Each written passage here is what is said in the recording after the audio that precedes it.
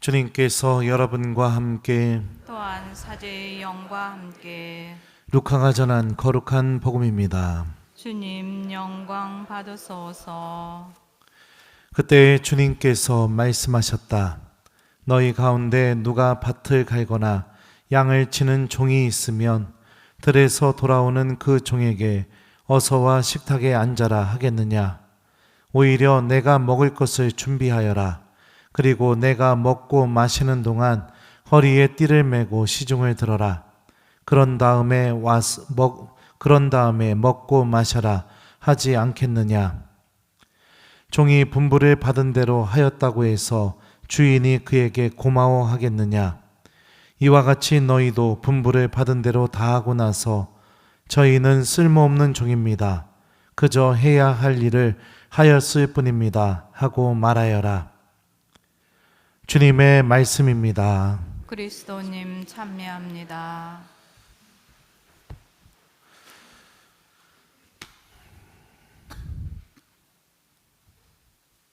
오소서 성령님.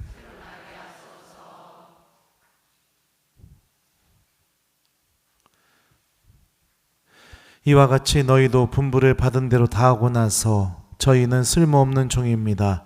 해야 할 일을 하였을 뿐입니다. 하고 말하여라. 오늘 복음 말씀은 좀 매정하게 들릴 수 있을지 모르겠어요. 하루 종일 땡볕에서 밥 갈고 양치고 그리고 돌아온 종에게 주인이 야 고생 많았다. 이리 와서 밥 먹어라. 내가 밥 차려줄게. 이렇게 얘기하는 주인이 어디 있느냐? 예수님이 이렇게 물어보시죠. 그러고 들어온 다음에 어떻게 하라고 했어요? 빨리 밥 차려. 예. 종이니까, 그죠? 예. 그리고 내가 먹고 마시는 동안 허리에 띠를 메고 시중을 들어라. 그런 다음에 먹고 마셔라 하지 않겠느냐? 이렇게 말씀하십니다. 보상심리, 내 인정받고 싶은 마음, 이런 것들이 하느님과의 관계에서 얼마나 잘못됐는지를 알려주는 거죠. 개인적으로 오늘 이 말씀이 저에게 이루어졌어요. 오늘 아침 9시부터 오후 3시 반까지 신학교에서 6시간 동안 강의하고 그거 끝나자마자 4시에 장례식장 가서 장례미사하고 그거 끝나자마자 5시 20분에 또 장례식장 가서 또 장례미사하고 그거 끝나자마자 부랴부랴 지금 본당 가서 미사하고 있습니다. 주님, 저는 쓸모없는 종입니다. 그저 해야 할 일을 하였을 뿐입니다. 오늘 신학교 신부들한테 쉬는 시간에 이 얘기했더니 신부님들이 그러더라고요. 야, 오늘 이 말씀이 형님한테서 다 이루어지네요. 인정받고 싶죠. 좀 알아줬으면 좋겠죠. 하느님도 나 알아줬으면 좋겠고 교우들도 알아줬으면 좋겠고. 근데 예수님께서 세종례 때 제자들에게 이런 말씀하셨습니다. 내가 진실로 진실로 너희에게 말한다. 종은 주인보다 높지 않고 파견된 이는 파견한 이보다 높지 않다. 이것을 알고 그대로 실천하면 너희는 행복하다. 내가 끝까지 하느님과의 관계에서 종으로서 하느님의 도구로서 남는 것이 중요하다는 겁니다. 자꾸만 인정받고 보상받고 그러다 보면 내 마음 안에 어떤 마음이 생기게 될까요? 이제는 내가 하느님이 되고 싶은 마음이 생겨요. 그리고 이제 아무리 작은 일을 했다 하더라도 누가 날 알아주지 않으면 이제 그 일을 하고 싶지 않게 됩니다. 예전에 한번 그런 적이 있었어요. 엄청 그 본당에서 고생을 많이 했었는데 교우들이 제가 고생한 교우들 이름을 불러주다가 어떤 자매님 이름 한 명을 빠뜨린 거예요. 그랬더니 그 자매님이 미사 끝나고 나서 가보니까 얼굴이 너무 서운한 얼굴을 하고 있는 겁니다. 그래서 내가 가서 미안해요. 내가 머리가 IQ가 90이라서 빼먹었어요. 미안해요. 했더니 됐습니다. 신부님이 저한테 관심이 없으니까 그러시죠. 그래서 내가 얼마나 그 자매님 달래느냐고 힘들어 죽는 줄 몰랐습니다. 인간적으로는 여러분들 그렇게 다 챙겨주면 좋죠. 좋지만 하느님이 나를 쓰셨다는 사실 하나만으로도 우리는 기뻐할 수 있는 사람이 되어야 됩니다. 저요, 솔직히 말하면 지금 밖에 나가면은 사람들이 사복 입고 나가잖아요. 사람들이 저를 신부님으로 보는 게 아니라 동네 아저씨로 봐요. 배 나온 아저씨. 예. 물건이나 뭐 사러 가게 되면은 그 직원들이 저한테 뭐라고 하냐면, 아유, 아버님, 저한테 아버님이라고 불러요. 예. 성격도 그렇게 좋은 것도 아니고, 그렇다고 뭐 잘하는 능력이 있는 것도 아니고. 근데 주님께서 이렇게 못난 저에게 제의를 입혀서 미사를 드리게 해주시고, 이렇게 못난 제 손으로 오늘 2명이나 하느님께로 보내게 해주시고, 하느님 나라로 갈 수 있게 죽은 이를 축복하게 해주시고, 그렇게 잘 사는 사람도 아니지만 우리 미래의 사제가 될 학생들에게 하느님 말씀을 가르치게 만드시고, 엄밀하게 생각하면 이거는 내가 보상받아야 될 일이 아니라 이렇게 못난 저를 통해서 당신의 일을 하고 계시는 하느님께 감사드릴 일인 겁니다. 몸이 끊어질 정도로 힘들어도 주님께 감사할 일이에요. 하느님이 나를 쓰고 계시는 거니까요. 하느님이 나를 필요로 하고 계시는 거니까. 사랑하는 우리 교우 여러분들, 여러분들도 본당 안에서 알게 모르게 많은 봉사들을 하고 있을 겁니다.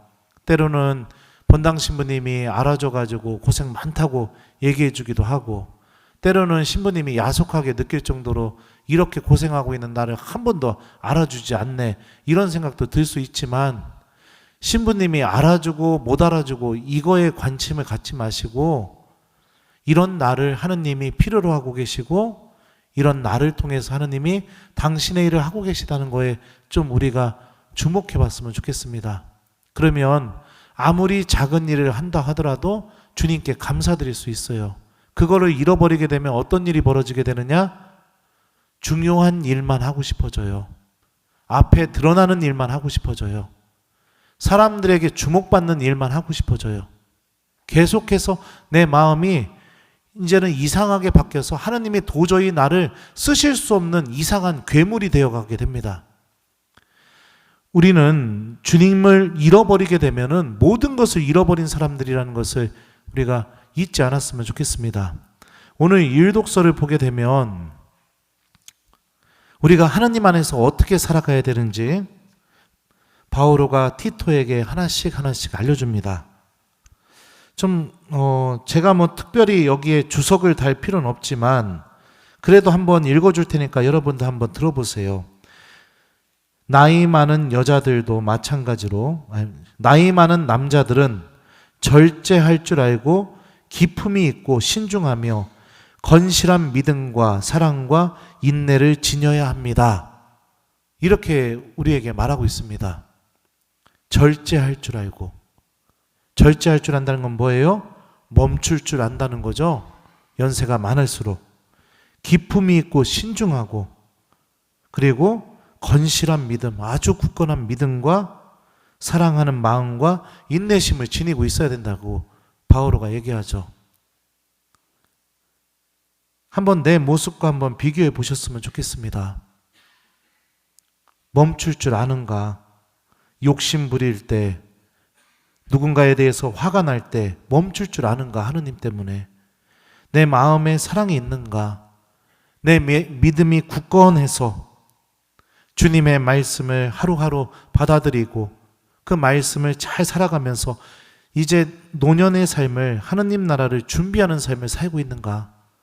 아니면 조금만 기분 나쁘면 막 양은 냄비처럼 달궈져가지고 그냥 소리 빽 지르고 화내고 고집불통에 믿음도 굳건하지 못해가지고 그냥 판공성사 때만 성사 보고 기도도 안 하고 자기밖에 모르고 노년을 그렇게 망치고 있는가? 나이 많은 여자들도 마찬가지로 몸가짐에 기품이 있어야 하고 남을 험담하지 않고 술의 노예가 되지 않으며 선을 가르치는 사람이 되어야 합니다. 우리 자매님들, 내 몸가짐에 기품이 있는지, 내 입은 끊임없이 험담이 사라지지 않고 있는지. 바오로 시대 때도 자매님들이 술을 무진장 드셨나 봐요. 술의 노예가 되지 않으며 나의 외로움을 술이나 다른 것들로 채우고 있는 건 아닌지, 그리고 내가 선을 가르치는 사람이 되고 있는지 한번 성찰해 보세요. 왜 그러느냐? 바오로가 이렇게 얘기해요. 나이 많은 자매님들이 그렇게 행동을 그래야 그들이 젊은 여자들을 훈련시켜 남편을 사랑하고 자녀를 사랑하며 신중하고 순결하며 집안 살림을 잘하고 어질고 남편에게 순종하게 하여 하느님의 말씀이 모독을 받지 않도록 할 수 있습니다. 그러니까 젊은 자매님들의 삶은 누구에게 영향을 받느냐? 나이 많은 자매님들에게 영향을 받는다는 겁니다. 딸이 엄마에게 영향을 받고요. 며느리가 시어머니에게 영향을 받아요. 내 말과 행동으로.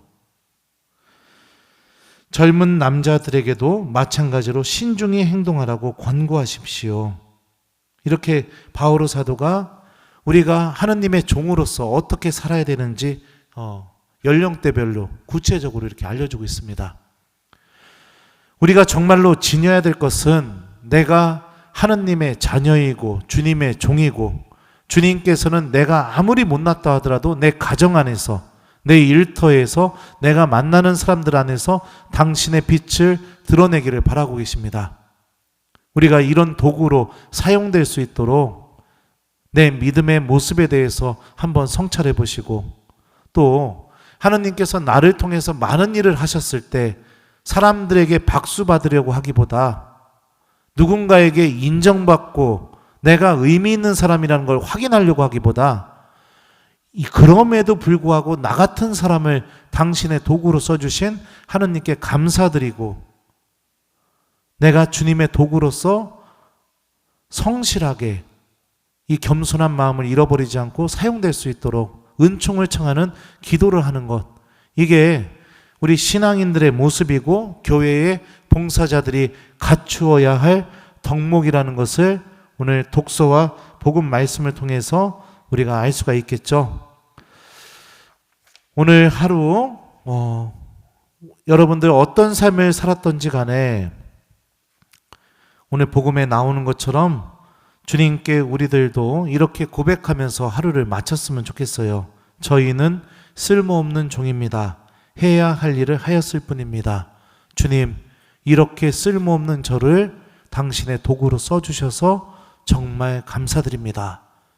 우리가 이런 마음을 갖고 있다면 우리 본당 공동체는 정말로 하느님의 복음과 기쁨이 가득 차 있는 그런 공동체로 변화될 겁니다. 여러분들의 가정도 마찬가지고요.